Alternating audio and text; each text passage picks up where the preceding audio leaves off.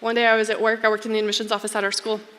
John Wood walks in the door and he says, "Thomas White would like to talk to you." And I was like, oh, goodness. So I go back and Dr. White says, "Mindy, I'd like to offer you a job. A full-time position, benefits and all." And I was like, oh, goodness.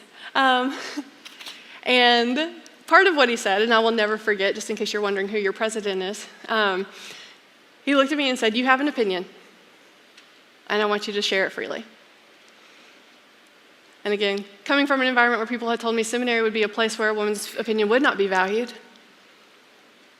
it was such a blessing to hear that from you. And he's been true to that word.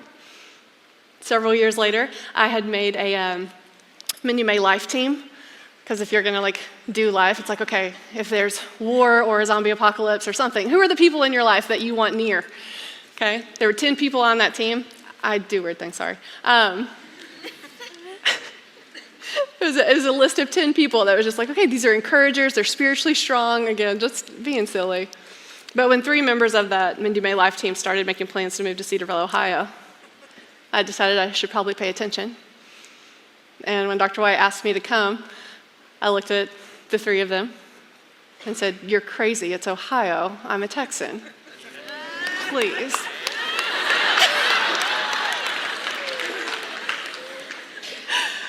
But I stayed in Fort Worth. I loved my church, I loved school. I was teaching some at the seminary, teaching at another school in the area as well, counseling at a local church. I had also started, it just kind of happened, but on the counseling side of life, had started counseling domestic victims of sex trafficking and dealing with predominantly minors through that trauma. And there were a lot of faith-based anti-trafficking organizations that were starting in the Metroplex. So I was helping partner with them to do trauma counseling for those that were coming out of this. So all of those connections were there. My research was devoted to that area as well at the time.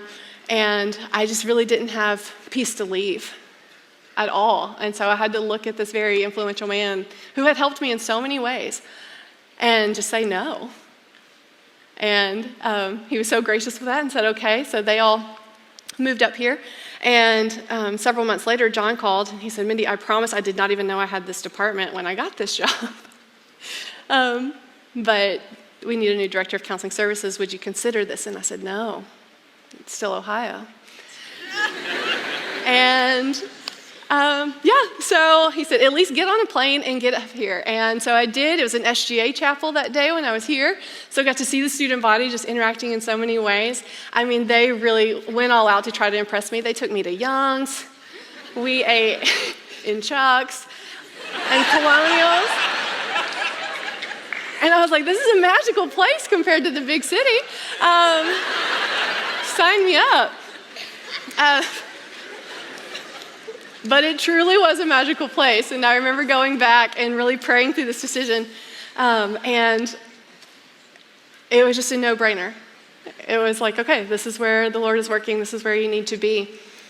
And so quit my job, packed everything up, and moved up here in the polar vortex, the worst winter that Ohio has had in like 40 years. And they were like, "We promise it's never this bad." I'm like, "You are lying. What is this?"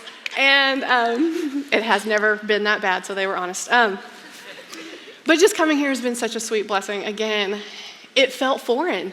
It did. It was one more just mountain that I kind of felt like I had to overcome. Moving alone, in a lot of ways, I knew a couple people here, which was sweet, but coming and making that transition, and even just to see your lives change, the people that the Lord has brought even into my life on the counseling team, Res Life team, just all the different people that I get to work with, is just such a treat, and I love it. And I'm really thankful for the opportunity, honestly, just to do life with you.